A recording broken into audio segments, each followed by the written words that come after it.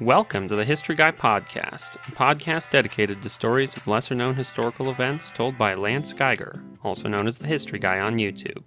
I'm Josh, your host, a writer for the channel and eldest son of the History Guy. We tell all kinds of stories about history, from the modern era to the ancient past, so you never know what we're going to talk about next. One thing you can be sure of, it is history that deserves to be remembered. On today's episode, the History Guy tells two stories of ancient Egypt. First, he talks about the far-off period of the Old Kingdom and how the ancient Egyptians transitioned to building the massive monumental pyramids that we see today. Then, he talks about one of the most astounding and forgotten Egyptian finds, a fully intact tomb buried beneath the sands in Tanis that was overshadowed and forgotten by other world-altering events. Without further ado, let me introduce the History Guy.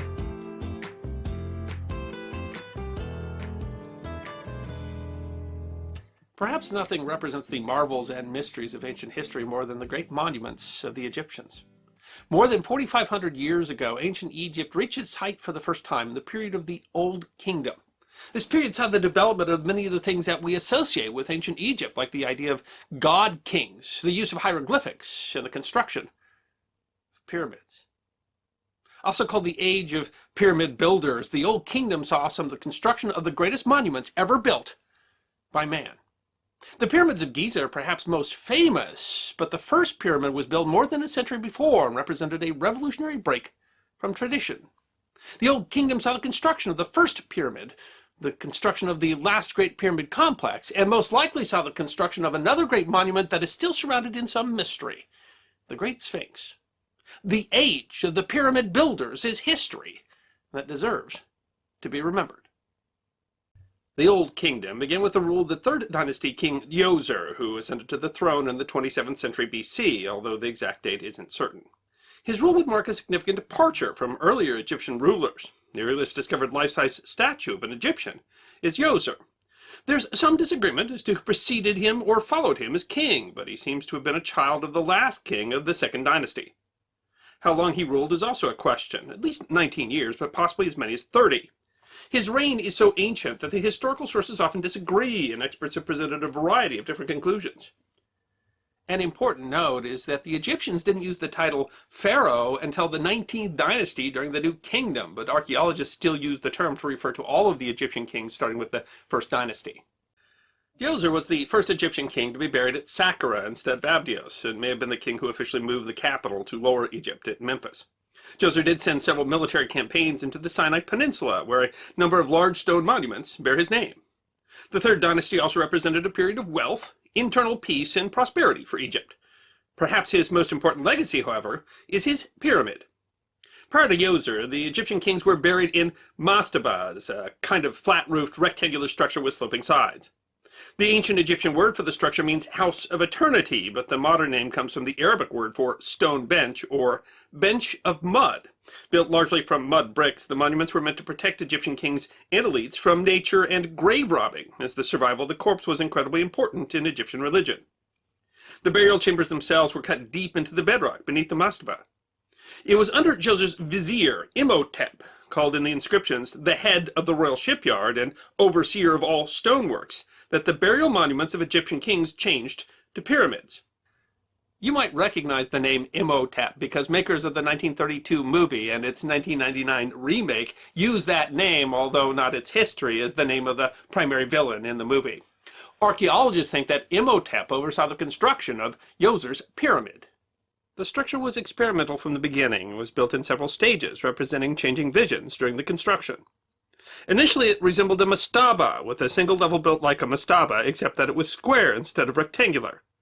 Instead of mud bricks, the outer layer of the structure was made with cut limestone, making it probably the earliest stone structure in Egypt and one of the earliest ever built by man. Mastaba-like structures were then built on top of each other until the final pyramid reached a height of 204 feet with 6 steps. The step pyramid was surrounded by an enormous 37-acre complex filled with ritual buildings, and the pyramid itself is surrounded by the Great Trench, from which some of the limestone used to build the pyramid probably came. Djoser himself was buried in a 3-mile underground maze, complete with false doors and false paths. Though no contemporary or later documents actually claim that Imhotep was in charge of construction at the site, the vizier was granted the rare honor of having his name mentioned in the inscription of one of Djoser's statues. 1,000 years later, Imhotep would be deified and remembered as a physician, although no contemporary texts mention that he was any kind of doctor. The complex end pyramid set important precedents and has been called a revolutionary conception that would influence the entire history of Egyptian architecture. The size and increased complexity of the pyramid and the surrounding complex speak to the kingdom's newfound wealth and control, both over manpower and natural resources. It also required improved technology, both in metallurgy and toolmaking, and more skilled stoneworkers than earlier mastabas. During the Third Dynasty and into the Fourth, general peace continued, allowing the kingdom to devote its energies to the creation of enormous monuments. The first king of the Fourth Dynasty was Snefru, who mastered the art and engineering of pyramid building. He built the first true pyramids in Egypt, that is, ones that have smooth sides instead of steps. He is believed to have built 3 pyramids at Dashur, the Bent Pyramid, the Red Pyramid, and the Maidum Pyramid. The Maidum Pyramid especially exemplifies the shift from a step pyramid to a true pyramid, as it began as a step pyramid that later had limestone facing added that gave it the familiar smooth, straight finish.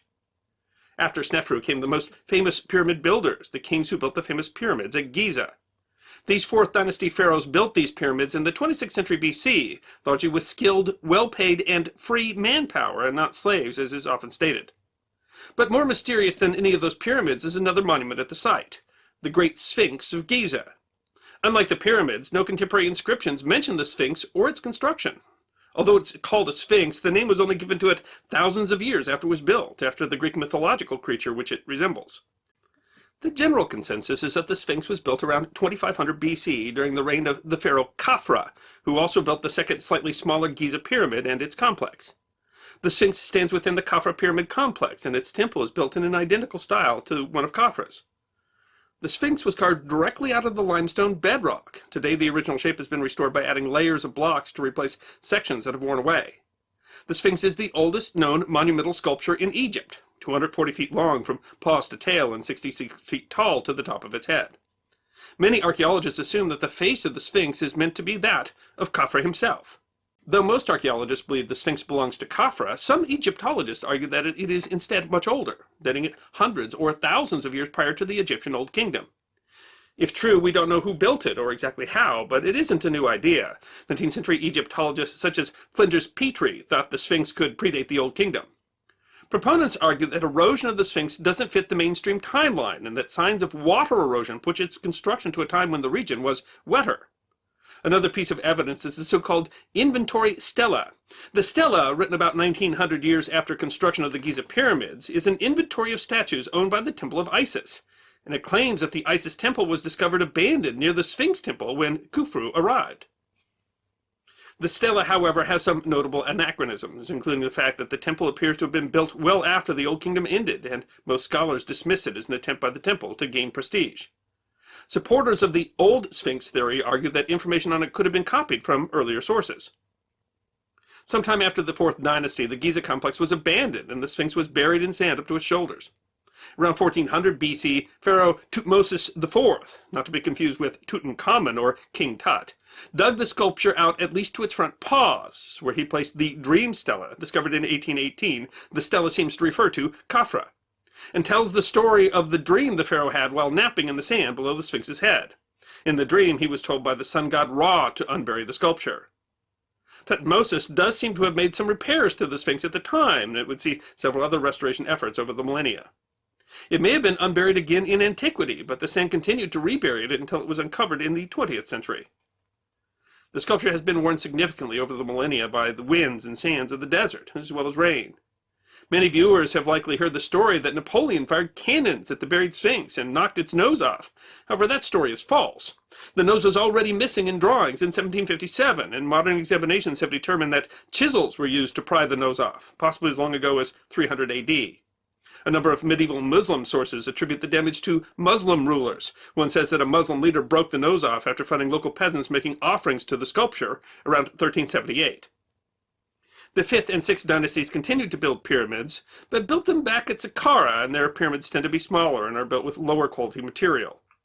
Later Old Kingdom pyramids did begin to include written accounts of the king's reign on the walls of their interiors. The last full pyramid complex built by the ancient Egyptians was built towards the end of the 6th dynasty by Pharaoh Pepi II, also at Saqqara. By this time, pharaoh pyramids had taken on a standard size that was much smaller, less than 5% of the volume of the Great Pyramid. By the time of Pepi II, the leadership of the king was in significant decline. Governors, who ruled as representatives of the king, had been growing in influence for some time, and Pepi's mother was the daughter of one of these powerful governors. Pepi II is said to have had the longest reign of any Egyptian king at 94 years, although many scholars think it was shorter, closer to 62 years. His pyramid complex was still a significant undertaking. The pyramid stood less than half as high as the Great Pyramid, but it is connected by a 1,300-foot-long covered causeway to a temple, which sits on a quay that was once a canal that connected the complex to Memphis. 3 additional queen pyramids surrounded the complex, each with their own temples. Interestingly, despite his supposed long reign, there's evidence that the construction was rushed and that the material used to build it was of inconsistent quality. A wall built around the pyramid was actually meant to buttress the whole structure, which threatened to collapse in on itself. The sarcophagus also shows some obvious evidence that it was rushed and is partially unfinished. The pyramid complex itself has been heavily damaged and was long used as a quarry. Egyptian kings did continue to build pyramids on and off afterwards. The pyramid of an 8th dynasty king sits near Pepi's, but it is much smaller, closer to the size of Pepi's queen pyramids. Many of the later pyramids, built centuries after the pyramids of Giza, are in considerably worse condition than those famous examples. There's a reason for this. The pyramids of Giza are built of solid stone blocks all the way through, while most of the later pyramids are built with a core of rubble, limestone or mud bricks, and only capped by stone on their exterior.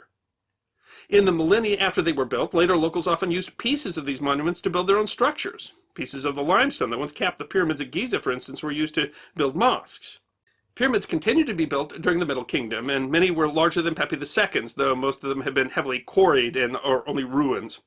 The last pyramid built in Egypt by native rulers was built by Ahmose I, the first pharaoh of the 18th dynasty and the first king of the last golden age of ancient Egypt, the New Kingdom. The tradition of pyramids did continue, and many were built in southern Egypt by the Kushite kings of the 25th dynasty, along with other cultures. The 3 great pyramids at Giza have dominated most of the popular culture's vision of the monumental works of ancient Egypt, and that's not very surprising. They are the most enduring and today perhaps the most impressive examples of a deeply ingrained tradition. But that first step pyramid of Djoser is in many ways just as important. It kick-started what would become the defining architectural theme for the next 1,000 years. The famous Sphinx represents ancient Egypt at its most mysterious. Different from the pyramids, but in the same class of monument, it continues to be as enigmatic as the Greek mythical creature that is its namesake. The pyramids and the monuments and the temples of the Old Kingdom are closely related both to the power and the culture of the time, and they give us insight into the changing world that those people faced. The ancient Egyptians could not have imagined this modern world whom their monuments continue to impress, but they do represent an enduring human desire to build something that will last, so that people from a far removed time will see them and know that someone important came before them. Now's the part of the episode where we get to chat with the history guy, a little bit about what we just heard, what we're going to hear, and some behind-the-scenes stuff that you only get to hear about on the podcast. And we'd like to welcome back Betty Jo, my grandmother and mother of the history guy. So, the first thing I kind of wanted to talk about with this particular episode is that it's a little bit of an interesting one for us because in a lot of ways this is really prehistory as opposed to history. But I think there were some good reasons to talk about it. And of course, to some extent, it's all history. It happened in the past. But this is stuff where we don't have as many primary sources, and what we do have is stuff we've essentially dug up. This is, we cross lines. This is a YouTube channel, whether you want to talk about history or prehistory. There is writing in the period, and there is some writing on these pieces, so I guess that would call it history. But this is, that becomes the epitome of forgotten history, right? The farther back you go, the less that we know about it. And the thing is, the history in Egypt is so vast. We're a 246-year-old country. We just can't really even start to comprehend what it means that 1,000 years ago we had the first dynasty or the first era, and the new kingdom, the old kingdom, and the kingdoms that came before the new kingdom. And so, and this whole idea of what a pyramid is really quite interesting because it really developed over time. And so this is, this is by no means like a comprehensive chronology of the Egyptian civilization, but it's really intended to say that, that the whole idea of what a pyramid was and why a pyramid was developed over time. Well, in space too. I mean, because they built them in different places, and it really makes for interesting sort of forgotten history. And some of the people that they found, some of the kings that were completely forgotten. They might have ruled for decades, and they're forgotten. And because there were just so many of them over time. Are we going to remember 19th century presidents if the U.S. lasts 1,000 years or 2,000 years? Yeah. Are we going to remember Grover Cleveland? I don't know. Right, he might not have. Well, and ultimately, I mean, all of these kings and these pharaohs, we generally, you mentioned that they call them pharaohs academically, even though they did not necessarily before that term was refer to being them used. They all had, I mean, lots of them had important stuff that they did. And, there was a reason why they were the leader and why they had to deal with what they dealt with and why they managed to build. I mean, Djoser's really interesting where he built this, the first pyramid, the step pyramid essentially, is that you can really see how that went from a mastaba to, we're going to build those on top of each other. And it's a different and in a lot of ways more impressive piece of architecture. But what we can learn, from the fact that these are people who were able to command that kind of power and respect, and that they've just become completely forgotten, is that sometimes we're lucky if we know their name. And that's even less what else was going on around the time. Yeah. And the fact that you can't even really tell if they ruled for 13 years or however many years that they ruled. The fact is so much of it is lost, or you have to make some assumptions. So interesting to see why. But basically, I guess the question that you always have to ask is, why did they feel obligated to build those monuments?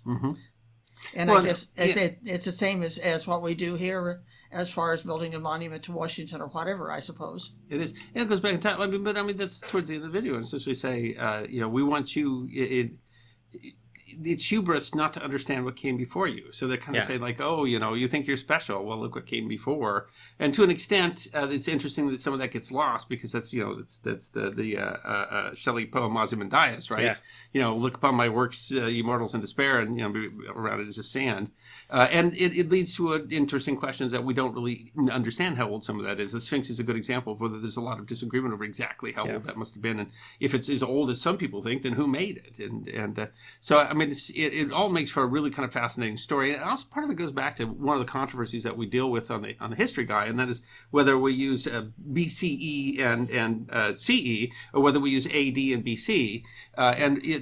However you want to, I mean, we talk about, I think we use BC AD just because our audience is more familiar with it. And there's still actually academic discussion on that. It's not an agreement over CE and BCE. But I mean, the point is, we don't know when to start. So you can't start from year zero. You have to put a pin in the middle of something somewhere, and you have to come backwards from there and forward from there. And we keep going farther and farther backwards, even as faster really than we're going forward, because we're finding more there. And this shows that interesting point. I mean, when did we really start counting? I mean, we don't know. And we keep finding things that change our whole perspective of that. And that makes this really interesting. And so, I mean, if there's anything, if the term forgotten history means anything, it's the continued discoveries that we're making in ancient civilizations. It takes us back farther in terms of what was going on and what we were doing. And, maybe, the original, I forget what it's called, the box, maybe the purpose of that was different than when you move to the pyramids like the Great Pyramids in the Valley of Kings. Maybe the philosophy had changed over that time, but it's also pretty clear that they had very similar ideas about what that means. That you were preserving the spirit, you were trying to prove the power of your king, even if you weren't calling him a pharaoh yet.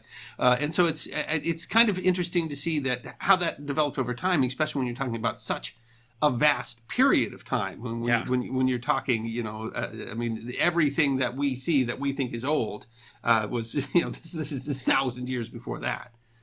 Yeah, they talk about They'll talk about that with Cleopatra, that she was born closer to the founding of Pizza Hut than to the building of the pyramids. And like that level of deep history. I mean, there were cultures there that continued to exist and built off of each other, and I mean all kinds of things that happened, rising and falling, and rising and falling, and gaps in between, and some of them just buried in sand. And so I mean, it's quite clear that 1,000 years ago, people didn't know how old the Sphinx was and who made it. No. But also the fact that how in the world did they build them, or how did they, the amazing amount of engineering, or what was going on there, where it all came from, just is astonishing. It's fascinating to look at and try to visualize. It's hard to. I mean, even the ones that are essentially mud brick, pile of dirt with mud brick around them, you still wonder how do you put together the manpower for that, and then you start covering that with limestone, and then you start having stones that are just such huge weights. How do you possibly do that? Yeah.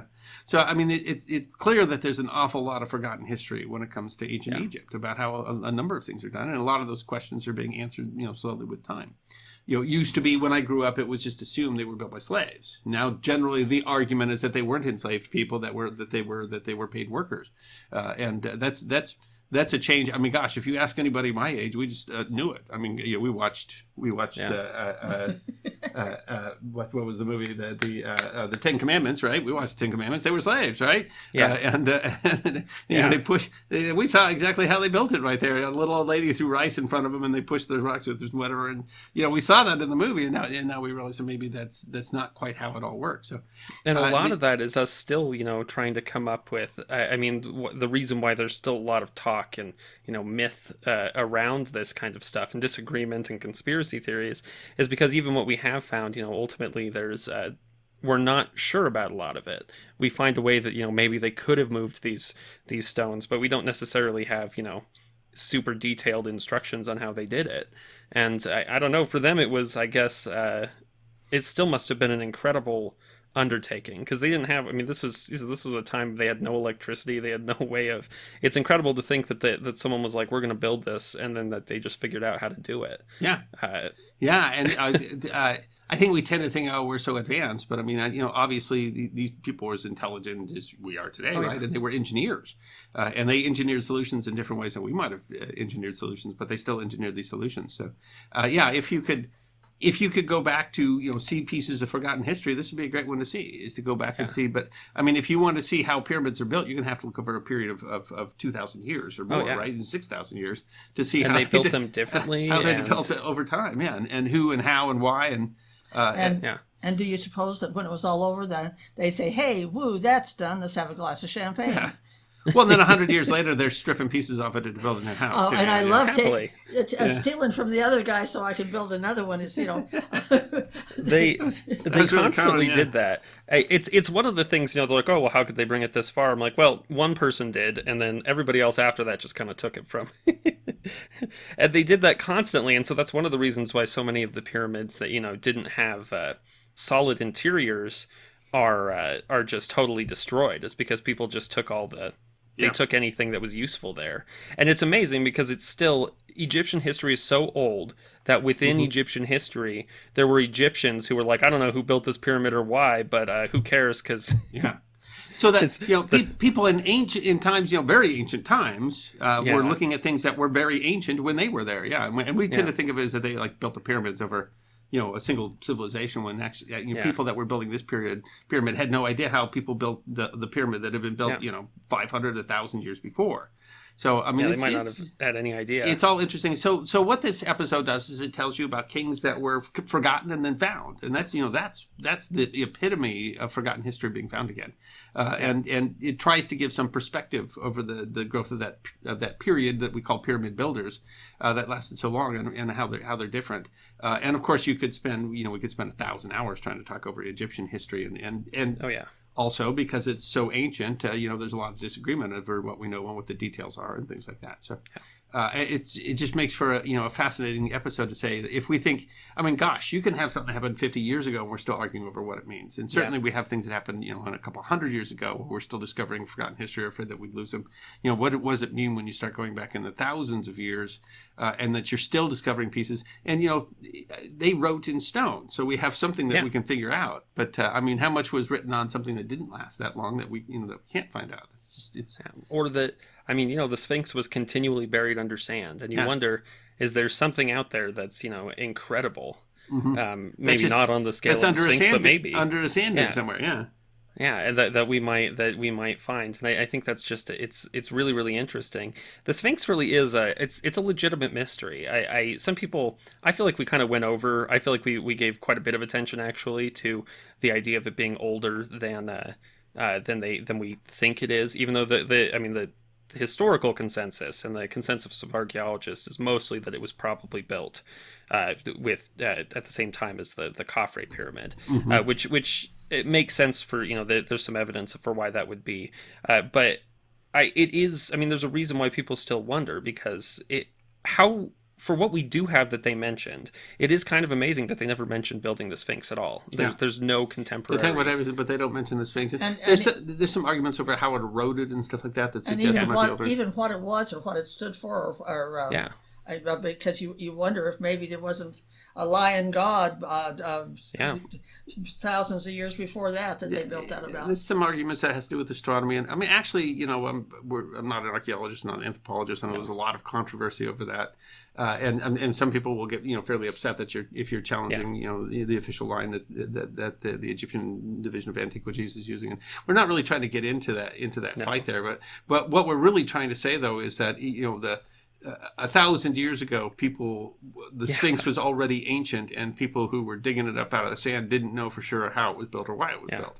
Well, it's amazing that the way later they dig up all the sand around it and put in the dream stela, and that was something that was put there at least hundreds of years after that thing was built. And it's an amazing thing, but clearly there were still legends about the Sphinx even then, because this dream stela had this story on it, and you wonder how all this stuff has come together for them to remember it. And we think of it as legendary, but it's amazing to think that it has been legendary. Longer that's true. than Stonehenge too. The Greeks were talking about wondering what Stonehenge was, and you have to wonder in 1,000 years. What do we have? Like Mount Rushmore will still be around, right? It's made out of granite. In 1,000 years, are people going to understand? Why we carved Mount Rushmore? I don't know. Is that going to be really well? And we don't even really have the ability to. Are their understand noses going to fall off? Culture. It always seems like the nose goes first, right? So. Yeah, the nose goes first. And we're able to talk about some. There's so many things about the pyramids that all these myths and misconceptions and stuff. The Napoleon story is really, really famous of him knocking the nose off,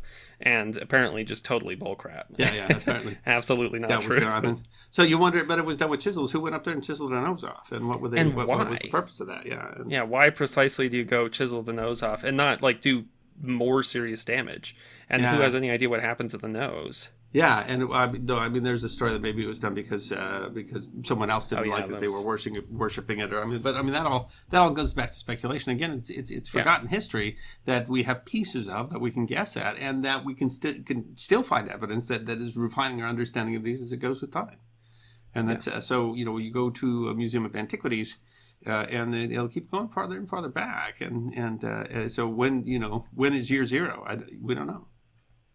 Well, and it's really hard to objectively find a specific date and be like, this is when things change. And the truth is, there was a religious reason why we chose the date that we did, that we use now. Oh, sure, that we used for year zero. And there's a history behind that as well. But you said at some point you had to throw a pin in there because you didn't know. But if you're really trying to find out when did it start? When did civilization develop to the point that we would bother counting years? I don't know that we'll ever find the answer, but I'm confident that through my lifetime and through many lifetimes, we will continue pushing that number backwards. Yeah, it certainly was before where we use year zero. I tend to think that in a practical conversation about whether you dislike the reasons why we use the dating system we do or not, but I just can't imagine trying to move to an entirely new date dates. Honestly, date I system. mean, because we're not consistent throughout the channel. First, we were just kind of using whatever a source material used. So sometimes we use CE, BCE. People get upset, whichever one you do. It's a catch-22 I never like because it's the same number either way. And that's an interesting story anyway, because it didn't actually start out being Common Era and before Common Era. This were actually called Christian Era. And before Christian Era, which makes more sense if you're, given where we were putting the pin, but that still gave a bad connotation. It started because, if I understand correctly, because Jewish scholars didn't like to have to use AD and O Domine because that means year of our Lord. And they're like, that's not my Lord. I understand that. We disagree. But I mean, that's I don't think you have to take it literally. The history of where the term came from was a Christian monk that was trying to determine the birth of Christ, and whether any of that is real or whether he was right is not the question that we ask, and so we use the term that we think our audience will be most familiar with understanding, but we're certainly not making any religious or philosophical statement by that at all. I really that's what I want to leave to people to make their own decisions about. Right? It's not the point. Well, we're trying to tell these stories about history, and I feel absolutely. like it's sad sometimes that the conversation has to keep getting dragged back to I that understand why there's emotions involved in that, but I mean, Yeah. when we say that something happened in 7 AD, we're not trying to make a point about that being the year of our Lord. That's not the point. No. Someone else can make that point. If you want to make that point or argue that point, that's fine, but that is not the point that we're making, and it's sad that it takes away from that. So I'd make up a whole other term so that it upsets everybody. I don't care. But anyway, this tells you why you have to have a convention, though, is because you cannot figure. We would constantly be changing our dates if we tried to figure out where year zero was, and because year zero is forgotten history that maybe someday will come a lot closer to understanding, because we continue to find more and more history that goes back farther than we thought that was forgotten and has been rediscovered. If you are a fan of the History Guy, if you didn't know, we have a lot of great merch that we have out there. And I think we're all wearing History Guy shirts all the time here. But we have a lot of great shirts that are, we try to have a lot of fun with what we do with our merchandise and refer to episodes that we've had that are popular episodes with the History Guy. And we one of the most popular episodes we did was the one on cats. We've got a History Guy cat shirt now. It looks just like one of our cats, too, that you'll sometimes see in the video. So it's a way you can support the History Guy. We got a little bit of money there. But it's also a way that you can carry out the brand. I hear a lot of people are fans of the History Guy. Well, demonstrate you're a fan of the History Guy. Wear a hoodie, wear a sweatshirt. You make your coffee cup at work be the History Guy. Someone will say, "Hey, who's that?" And you can say, "The History Guy is great," and we get another viewer too. So, it's we try to make things that are fun. But so we have a great merchandise shop, and it's at a place called Fourth Wall. That's the company that we use to make it's the History Guy shop.fourthwall.com, or you can just look up Fourth Wall, all one word, FOURTHWALL, and then the History Guy, and Google will take you to the right place. We try to make reasonably priced, a good quality. I wear them all the time, I don't know. What's your favorite piece of merchandise? Yeah, there's cool stuff. You can go from we've got the cups, we've got stickers. Stickers are a great way to show your appreciation. Put that on your laptop or wherever else you want to put it. I love the cat tee. I also love the Sherman tee that has the the Sherman tee, because we went and drove. Yeah. That one on there is the E8, and we went and drove one of those and did some episodes on that stuff. And so Josh was with us that day. Matter of fact, Josh was the gunner when we got to fight our epic tank battle, which was a lot of fun. It was a lot of fun. Yeah, thanks to the folks at Drive a Tank in Kasota, Minnesota. Go there. It is absolutely worth your day. And then you can buy a shirt from them. They give us shirts, right? But you can also buy a shirt from us to commemorate that as well. And they have a brand new color in a rose color. Yeah, the dusty rose. Yeah, the dusty rose, which is absolutely lovely. We just got one of those for my daughter Willow. There's a lot of those for ladies too. So don't forget to look for a gift for Christmas or something. Yeah, a gift for Christmas. That's it. Give the History Guy for Christmas. Next up, the History Guy talks about the Silver Pharaoh, an astounding archaeological find that has been largely forgotten. Pharaohs and their tombs have long captivated both the scientific and the popular mind. Stories about mummies and their curses have been around for more than a century and populate not just natural history museums, but also horror movies and children's cartoons.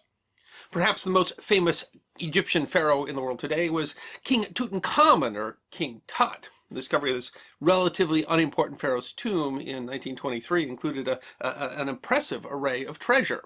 The tomb wasn't untouched. There's some evidence that it had been robbed in antiquity, but the incredible condition and number of burial items gave the young pharaoh, fame beyond all proportion to his relatively short rule. You would think, though, that the discovery of another untouched pharaoh's tomb would be big news, but when archaeologist Pierre Montet discovered not one but 3 untouched burial chambers just 17 years later, the find went largely unnoticed. The discovery of the silver pharaoh and his treasures became the victim of larger world events. It's history that deserves to be remembered. Jean-Pierre Marie Montet was born in 1885 in Villefranche-sur-Saône, France. After earning his degree, he became the professor of Egyptology at the University of Strasbourg in 1919. He was an archaeologist and conducted his first major excavation at the ancient Byblos, now Jubail, in Lebanon. There he discovered tombs of local rulers contemporary with the Egyptian Middle Kingdom, and what at the time was believed to have been possibly the oldest example of alphabetical writing. In 1929, he began excavating at Tanis, Egypt, the ancient Jannet in the northeastern delta of the Nile River. Tanis became the capital of Egypt following the abandonment of the former capital, Pi-Ramses. The city had already had 2 other major excavations in the 19th century. A decade later, Montet made his greatest discovery at Tanis. He found the royal necropolis of the 21st and 22nd dynasties. These 2 dynasties began at the end of the powerful New Kingdom period after a century of decline. The pharaohs had been ousted from southern Egypt by the powerful high priests of Amun at Thebes and left to rule northern Egypt from the Nile Delta. On February 22, 1939, he discovered a funerary chamber that he identified with the pharaoh Asurkan II. The burial site had been plundered, but he did find the still intact quartzite sarcophagus of Asurkan's son, Takalot II, as well as hundreds of ushaptis. Ushaptis are small funerary servant figures put in pharaohs' tombs to accompany them into the afterlife. The ancient Egyptians believed that they would be endless work to do in the afterlife, and so the ushaptis were made to become the workforce for the deceased. They were often inscribed with what kind of work they were meant to do, as well as their owner, and the more one had, the richer the deceased. The most simple were crude or made of mud, but those in pharaohs' tombs would often be made of stone, lapis, or even wood. While he was examining and cataloging his finds, the rest of the world was concerned with a very different situation involving hundreds of miles to the north. On March 15, 1939, Hitler and Nazi Germany invaded Czechoslovakia. It isn't clear if Montet realized that he was now racing against the clock, but he did redouble his efforts to explore the necropolis. After clearing out the first chamber, he found a second, completely untouched chamber. Inscriptions in this chamber mention the pharaoh, Susenes I, and at its center sat a brilliant silver sarcophagus with the head of a falcon. It is notable that the coffin was silver. The ancient Egyptians associated gold with the skin of the gods and silver with the gods' bones. But gold was much more abundant. They had no local supplies of silver and could only be imported. Only a few silver coffins had been found. The fine craftsmanship of the casket and the grave goods indicated this wasn't the tomb of a minor leader, but someone who commanded wealth and power. On March 21st, the Egyptian king Farouk came to the site to be present at the opening of the coffin. Inside was a beautiful gold face mask and gold jewelry, but the coffin didn't belong to Susenes. There was some damage to the trough and evidence of plant growth at its edges. This sarcophagus had been moved sometime in antiquity, probably because the former tomb had become waterlogged from being so near the Nile. The moisture from the river had long destroyed any wooden burial items. The symbols on the coffin indicated it belonged to a previously unknown pharaoh, Shoshenq II. In fact, his jewelry and funeral items rivaled that of King Tut. 2 other highly decayed mummies were also found in this area and have not been positively identified. The obvious question remained: where was Susenes? While he continued to excavate, the gears of war ground on. In September, Germany invaded Poland, prompting the United Kingdom and France to declare war on Germany. Montet found several other looted chambers, and finally, on February 15, 1940, found a corridor sealed with a single large slab of granite made from a piece of an obelisk dedicated to Ramses II. The Egyptians often recycled portions of older buildings into newer ones. It took 6 days for Montet's team to chip through the plug. When they finally did, Montet stared through the dark hole at what lay inside, hidden from the world and untouched for millennia. Inside the chamber sat a huge red granite sarcophagus, surrounded by silver and gold cups and bowls, canopic jars which held the removed organs, and ushabtis. He would later write that the tomb contained marvels worthy of the 1,001 Nights. As he explored further, he found a black granite coffin inside the red, and inside that the silver coffin with gold inlays that held Susenes himself. Inside the coffin, Susanna's mummy had not survived the wet conditions and had deteriorated to nothing more than black dust and bones, but the brilliant golden mask that would have covered his face remained, as well as jewelry and a golden mummy board. Susanna's tomb remained the only pharaonic tomb discovered, untouched by any robbing attempts. The granite sarcophagus was discovered to be another recycled item, having belonged to the 19th dynasty pharaoh Merneptah, who had ruled 200 years earlier than the pharaoh it contained. The black granite coffin was also recycled, but its original owner has not been identified. The solid gold mask had lapis lazuli, as well as inlays of white and black glass for the eyes and eyebrows. It has been called one of the masterpieces of the treasures found at Tanis. Susanna's was covered in elaborate jewelry, including a brilliant collar of gold and lapis, rings with precious stones on every finger, and the most elaborate finger and toe stalls ever found. He was even wearing gold sandals. The name Susannas is the Greek version of his original Egyptian name, which means the star appearing in the city. His sumptuous burial challenged the idea that the pharaohs of the Third Intermediate Period, after the New Kingdom, were weak and largely powerless. A Ptolemaic source records that Susannas ruled for at least 41 years, but the sources are unclear if it may have been longer. Some experts suggest his rule lasted 46 or even 51 years, starting around 1047 BC. Seen traditionally as a period of serious upheaval, Susannas' rule seems to have represented a period of relative stability. He is known to have led the fortification of the city of Tanis, using granite from the ruins of the abandoned Pi Ramses to build walls in the central part of the great temple at Tanis. Study of the pharaoh's body in 1940 revealed that he had died as an old man, with badly worn teeth, an abscess in his palate, and severe arthritis. The cartouches decoded on his belongings revealed Susannas was also a high priest. He had married one of his daughters to a high priest of Amun, who ruled the southern part of Egypt. This marriage partly explains the relative peace of his rules. It seems to have been part of an arrangement that helped him make peace with the de facto rulers of the rest of the kingdom. He did seem to be on good terms with the priests in the south, as they donated several items that were found in the pharaoh's tomb. The reuse of the sarcophagus and granite coffin also imply a peaceful relationship with the south, as the Valley of the Kings they were taken from was part of officially sanctioned looting and lies hundreds of miles outside the region the northern pharaohs controlled.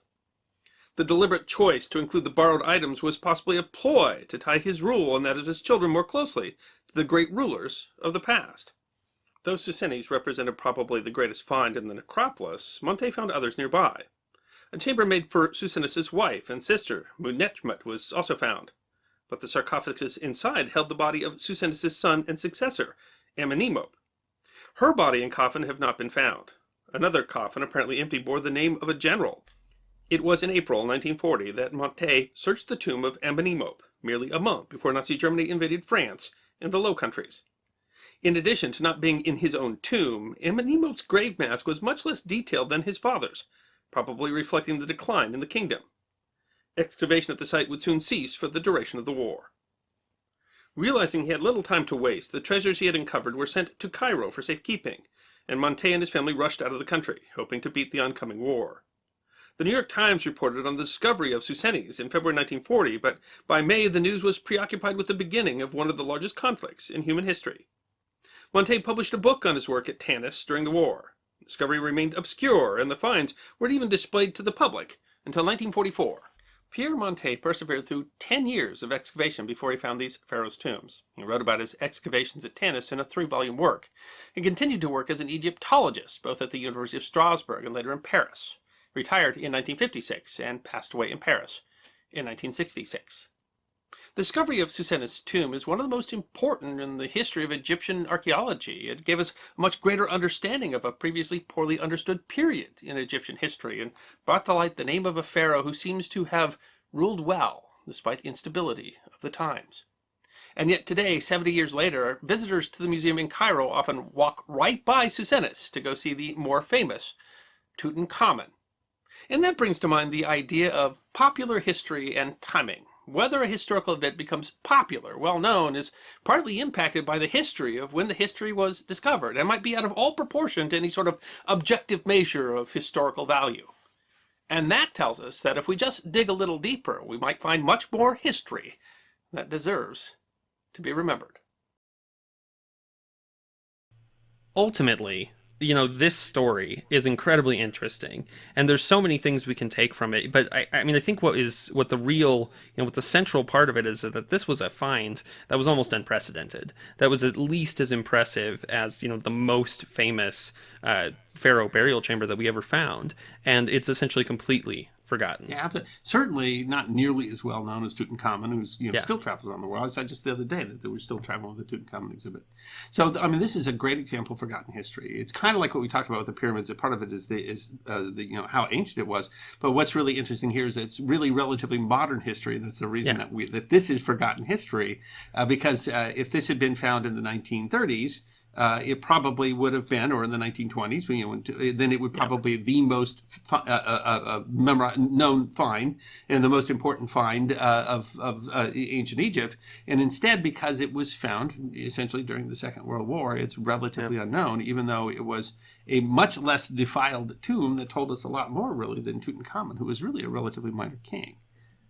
Yeah, that's an interesting one too. When you talk about kind of these accidents of what makes popular history popular, is that King Tut's way more famous than, honestly, probably than he was during actual Egyptian times. When he was a king. he was. It sounds like it was a period of history where Egypt was kind of struggling, and of course he himself just had a very short reign, and he just happened to be. Essentially, and his wasn't completely untouched. It actually had been looted some, but I mean, there was more, and it was less looted than most tombs that they had found, and therefore you found such spectacular things. But I mean, the sarcophagus with the silver pharaoh was really just is fascinating, and as well as the story about the outer piece that was being made of silver and why it was made of silver and the horse face on it and stuff like that. I mean, and so this was a tomb that really hadn't been opened. But it's interesting that it shows evidence of looting because they were reusing pieces. That's really interesting. You find in there is that inside this tomb, you find like they just busted into somebody's tomb and said, "I'm taking this sarcophagus, put my sarcophagus in your tomb or whatever." So it's really an interesting story. But you have to feel for people who make amazing discoveries. At a time when it just doesn't make the newspaper because something else is going on. Hitler's invading Poland, so we don't know that we're digging up one of the most amazing tombs that have ever been found in history. And it's one of the ways that history can be forgotten. And there's a lot of that. There's a lot of history that is relatively forgotten simply because of when it occurred, and there were other things in news at the time. But that it's still that way. That it's still, if you ask, I think most Americans at least, who Tutankhamun was, they recognize it. But if you ask them about the silver pharaoh, they probably don't have any idea. And if you ask them who Imhotep was, all they know is what was in the movie, right? in the mummy, which is not a good representation of the real guy. So far as we know, he never sucked anybody's soul in order to reconstitute himself so they could get his girlfriend back. And Brendan Fraser was not involved at the time. Yeah, so far as we know. Yeah, it really is amazing, and this it is a piece of history. I mean, Pierre Montet would have been a famous guy, and now he's essentially, I mean, I think you would call him a fairly obscure Egyptologist, despite having made such an incrable discovery. Yeah, one of these most important discoveries in history, sort of thing. I mean, he was recognized in his field, I think, but I mean, that's probably true. But obviously. It's just because of timing that he really missed out on the fame that you might deserve for what he discovered there, and as well as, of course, just the meaning and even the study, the history, the historical understanding of Egypt that is kind of lost because this is not as well known by people as other discoveries simply because of when it occurred. But I mean, there's shades of Raiders of the Lost Ark in this too. I mean, it's really kind of a fascinating story all around. Yeah. It is. It really just is such an interesting. And as he gets in there, he gets deeper into this this burial complex essentially, and we find people who we didn't expect to be there. But that one's kind of interesting too. That they moved apparently an unknown pharaoh into this tomb, because wherever he was originally buried, which I don't think we have any idea where he was originally buried, was apparently had gotten wet, it was getting inundated with water or something, and so they pull him out. But somebody cared enough about that, because that clearly wasn't looters. That was someone who cared enough to protect. So it was I guess the kings were all related in some way, or at least they saw themselves as related from it. But it's interesting, yes, that they moved it, but didn't really leave a record over who it was or why they moved it, which might be in a tomb that's long lost. And if you found that tomb, you'd wonder, you assume that was looted. Yeah. So it is. I mean, it's not just fascinating because it was forgotten history, but I mean, there's a really amazing, interesting stuff that was found in this tomb that told us a lot about, culture. Every time you find a tomb, you find out a lot about what was going on and why they did what they did. And there's always, stuff in there that gives you some sort of glimpse into the long lost culture and history. Well, and this was apparently transformative, really transformed our understanding of this whole period of Egyptian history, where we thought that the pharaohs were not particularly powerful, but this showed that there was more power than we expected there to be. I think it's interesting that the silver possibly was considered at least as valuable and even possibly more valuable than gold, primarily because they just didn't have a source. They didn't have a local source for the silver, so whether it had a different meaning. Which it probably did. I mean, that is extremely rare that you would gather enough silver to make this sarcophagus. So, or this isn't the sarcophagus, right? The tomb, but there's one more inside of it. But I don't know. An Egyptologist might argue with me over how that is. But I mean, yes, this idea, you don't find those. They're extremely rare, and that shows again how incredible this find was. That it's I mean, this is something that's kind of a unicorn. It's kind of not what we expected and not what we found, and yet not real well known in the West at all. But the other thing could be he may have been Elon Musk and decided that he was different than everybody else, and and left a message that said, "I want mine in silver and not gold." Maybe it was because it is interesting, and we can't really fully understand. I don't think with what we've got why exactly he made that choice. I mean, that's fair because I don't know. They usually used gold, and who made the decisions? But I think the whole thing is a real prime example of communications, and the fact that it totally depends on what happens today or tomorrow or what is famous and not famous, and really shows in today's world as well as far back in history. It just depends on I've said before, in the beef business we always hope the turkey business people did something really stupid today, and so you go the other way, and today I found if he had waited a few years and then announced what happened, then he could have been the most famous there was. And it's interesting that it just imagine you're finding this incredible find. It's the find of a lifetime, and the world events start sweeping it up. It's fortunate that he was able to protect much of what he found, because I mean, there's a lot of times where this kind of thing happens, and instability means it's lost because it's literally kept intact for 1,000 years, and then you can't get it out of the city because the city's in chaos, and it gets then it gets looted or something like that. And that's incredible, and it's amazing that he was able to preserve what he did. I mean, at a period of just incredible, it was world changing. World War II was, and he was. I memean, everyone else was distracted. They all had bigger problems. Well, you can't blame them. I mean, you can't say, you should have been paying attention to Egypt instead of the war. But I mean, it's interesting even in the time sense that it's relatively not well known. I mean, because it didn't make the splash at the time that it made. Yeah. So if that discovery came today, it would probably be extremely well known. But just you have to think. I mean, we can't know, of course, if we found everything.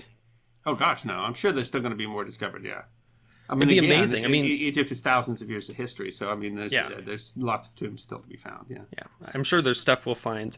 At this point, if you're finding it, it's likely unlooted, just because if you can't find it, the looters probably couldn't find it either. I mean, although, but I mean, they're still making this, and of course, all over the world. I mean, Egypt's not the only place this is happening. So I don't, because it depends when something was looted in antiquity. So I think you'd have to have someone with a lot more experience than I do to say, if you're still finding things, if they're more looted or not more looted or whatever. But I mean, I think everybody's going to argue that we are still finding lots of stuff that's telling us a lot of stuff about the Egypt and the old New and Middle Kingdoms. And this one, the earlier chambers did have some looting, and clearly people had been in there in antiquity. But it was specifically Susenes who hadn't been because they had a giant Ramses stone from the period of Ramses in front of the doorway, basically, which is amazing. It's amazing because now we think, could you imagine you're building your giant monument? And today I think we would find it generally pretty offensive that we're like, we're building something new, so we're going to take the capstone off the Washington Monument. And... Put it there, Well, and that's, it talks about how they appreciated history or greatness, or maybe they thought that it brought some of his greatness on him, or maybe they're just like, oh, that guy's a long time ago, we don't care. Yeah, well, I don't even know who that guy is. I don't know. Can't even read that version of Egyptian. The Rosetta Stone was actually found just like in a foundation of a fortress that somebody built, and so I mean, it's amazing what history was dug up and shoved into the cornerstone of a house somewhere. Yeah, we learn a lot of history that way. Is that they dig through the rubble of stuff and we find stuff about entirely different periods of history because and the stuff it was reused, stuff that was very important at one time, and then at another time they forgot why it was, and ends up in a garbage heap, and then you go dig it up. Yeah. At some point, someone had to build a house and needed a rock, and there was a rock over there. Yeah. Tore down a whole temple. That temple's old. We'll tear that down. That temple, make it the wall for this temple. And, no one's worshiping at that temple anymore. So, I mean, that's the kind of stuff, and that happens all the time, and it's a really amazing. And I wonder sometimes it's hard for us to understand because our lives are short compared to this. So I mean, it wouldn't be a surprise. I mean, we reuse steel from the Twin Towers, right? And I mean, so it wouldn't be a surprise that a skyscraper or building that's incredibly important to us. At some point, we're gonna rip that building down, and that steel's probably going to be reused. And are we going to remember that it was even there? We don't. Our stuff, modern stuff is really, we haven't seen its permanence yet. How long it's going to last? It's always an interesting question. They ask, how long does it take for it to become like grave robbing instead of archaeology? And that's to some extent that's an interesting question. And at what point is the building that we're tearing down, are we just tearing down something, history, or are we just tearing down the old building? That, we still have that argument here. You tear down the local, restaurant and you put up a Starbucks, and you're like, was that history should have been preserved? Yeah. And so, in the news today, one of the Robert E. Lee statues has been melted down, and they're making a different statue, a representative statue out of it. Now, a statue out of it. Yeah. I have no idea what was to be representative today, but same idea. Yeah.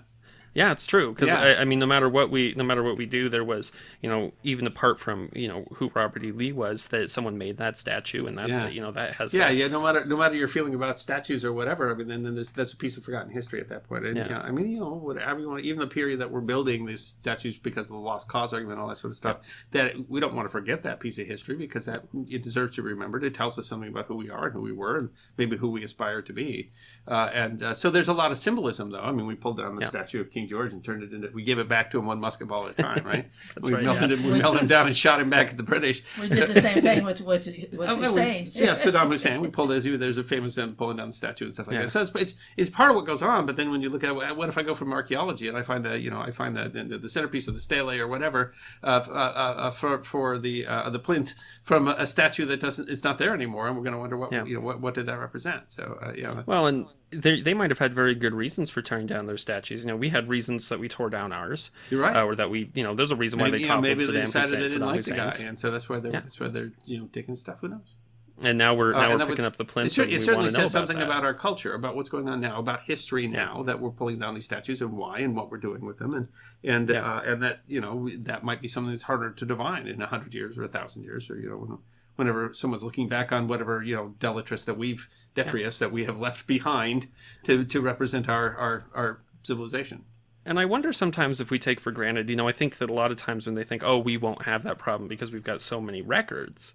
But I wonder if we're preserving all those records. And, I wonder there's stuff on the record, a lot of film record, a lot of paper record is turning to dust. Yeah. And I mean, most of our stuff is not carved in stone. It's mostly carved in, types of media that won't last, forever. We put stuff on the internet and that's, we feel like that's forever. But I mean, you can imagine, we imagine all the time these post-apocalyptic worlds where the internet disappears. Well, I mean, and suddenly the history of this period is gone. On records fires, and I mean, there's lots of them. So we're talking. We think that this couldn't be forgotten, but you have to think that they probably thought that at the time too. Yeah. And when you see things in terms of hundreds or thousands of years, then there's a lot of story that's going to be lost. So by looking at what we see as forgotten or rediscovered history today, it gives you an idea of what we'll see in the future. People ask me all the time, what would you say as a historian about today?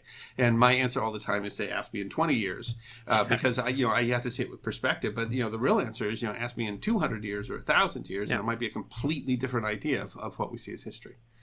And it's it's really hard to guess, but it's also, I mean, it changes, and we've talked about that too. Is that how we view a particular period? It changes throughout time. Yeah, absolutely. And that's called historiography. Yeah, and so the Silver Pharaoh is a great, if for all the other reasons, it is a great lesson in what we think is permanent now is not.